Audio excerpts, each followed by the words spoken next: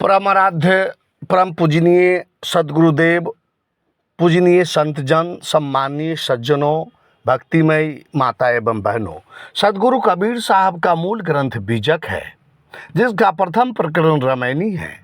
आज मैं रामायणी 9 का संक्षिप्त विवेचन आप लोगों के समक्ष कर रहा हूँ। तो आइए श्रवण करते हैं रामायणी 9। और आप हमारे चैनल को सब्सक्राइब नहीं किए हैं तो अवश्य कीजिए, लाइक और कमेंट जरूर कीजिएगा।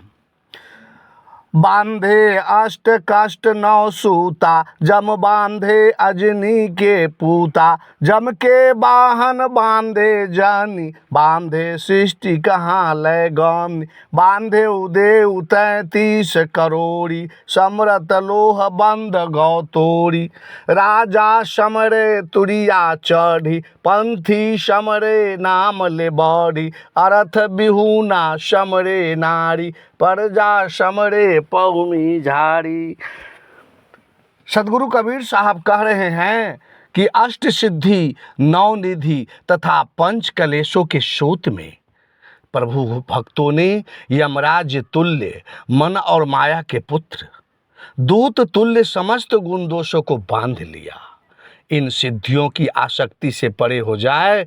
अष्ट सिद्धियां क्या है? बताया जाता है कि अनिमा, महिमा, गरिमा, लघिमा, प्राप्ति, प्रकाम्य, ईशित्व, वशित्व, ये अष्ट सिद्धियां हैं। तो आइए इन 8 सिद्धियों के प्रभाव का विश्लेषण करते हैं। अनिमा सिद्धि प्राप्त करने के बाद इंसान अत्यंत छोटा से छोटा रूप धारण कर सकता है, और महिमा सिद्धि प्राप्त करने के बाद अत्यंत विशाल से विशाल काय शरीर धारण कर सकता है।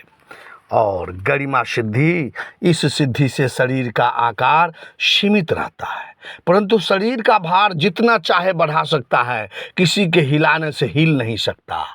और लघिमा सिद्धि प्राप्त कर लेने के बाद शरीर का भार इतना हल्का हो जाता है जो हवा की गति से भी तेज उड़ सकता है। इस सिद्धि की प्राप्ति से मनुष्य कुछ भी प्राप्त कर सकता है, नामुमकिन को मुमकिन बदल देने की क्षमता रखता है। पृथ्वी पर जो चाहे प्राप्त कर सकता है।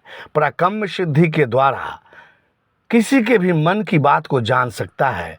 किसी के घर के अंदर क्या है, पृथ्वी के अंदर क्या है, सारी जानकारी बैठे बैठे प्राप्त कर सकता है। ईशित्व का अर्थ अधिपत्य होता है। इस सिद्धि को प्राप्त कर लेने के बाद इंसान भगवान हो जाता है, दुनिया का स्वामी बन जाता है, लोग इसे भगवान मानने लगता है। और वशित्व सिद्धि के द्वारा इंसान किसी व्यक्ति तथा वस्तु को आसानी से अपने वश में कर लेता है। जानवर, पक्षी, इंसान, जितने भी वस्तु है, सजीव तथा निर्जीव, सभी को वश में कर लेता है। अब 9 निधि को समझते हैं, फिर अंत में सदगुरु का विचार आप लोगों के समक्ष रखेंगे। 9 निधि है पद्म निधि, महापद्म निधि, शंख निधि, मकर निधि, कच्छप निधि, मुकुंद निधि, कंद निधि, नील निधि, खर्ब निधि इत्यादि। इस 9 निधि को विस्तार पूर्वक जानते हैं। पद्म निधि में लोग सात्विक विचार के होते हैं। इसके द्वारा कमाया गया धन सात्विक होता है, अर्थात सात्विक भाव से धन कमाता है। महापद्म निधि का प्रभाव भी सात्विक है, परंतु इस निधि द्वारा कमाया गया धन 7 पीढ़ियों से ज़्यादा नहीं रहता। इस निधि से पूर्ण व्यक्ति दानी होता है, 7 पीढ़ियों तक धन का भोग किया जाता है। और तीसरा है नील निधि। इस निधि से प्राप्त व्यक्ति में सतोगुण तथा रजोगुण होते हैं। नील निधि प्राप्त व्यक्ति 3 पीढ़ी तक ऐश्वर्य भोगते हैं, फिर समाप्त हो जाता है। और चौथा है कंद निधि। रजोगुणी तथा तमोगुणी प्रवृत्ति के होते हैं और लंबी आयु जीता है और अपनी तारीफों से खुश रहता है। अगला है मकर निधि। मकर निधि वाले व्यक्ति तामसी प्रवृत्ति के होते हैं। इस निधि से पूर्ण व्यक्ति अस्त्र शस्त्र इकट्ठा करते रहते हैं, झगड़ालू प्रवृत्ति वाला होता है। और अगला है कच्छप निधि। कच्छप निधि वाले व्यक्ति अपने संपत्ति को छुपा कर रखता है, अपने संपत्ति का उपभोग न खुद करता है न दूसरे को करने देता है, सांप की तरह धन पर केचुली मारकर बैठे रहता है। और शंख निधि वाले व्यक्ति खूब कमाता है और खूब धन का उपभोग करता है, कितनों कमाएगा फिर भी गरीब ही बना रहता है। खर्ब निधि प्राप्त व्यक्ति विकलांग और घमंडी होता है, अगर उस व्यक्ति को मौका मिले तो दूसरों का धन भी हड़प लेता है।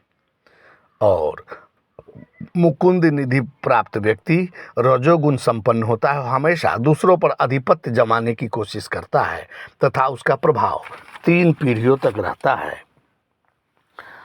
तो अष्ट सिद्धि, पंचकलेश, 9 निधि को प्रभु भक्तों ने बांध लिया।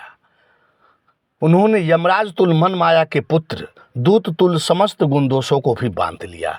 ज्ञानी जनों ने यमराज के वाहन तुल्य तृष्णा वासना को भी बांध लिया।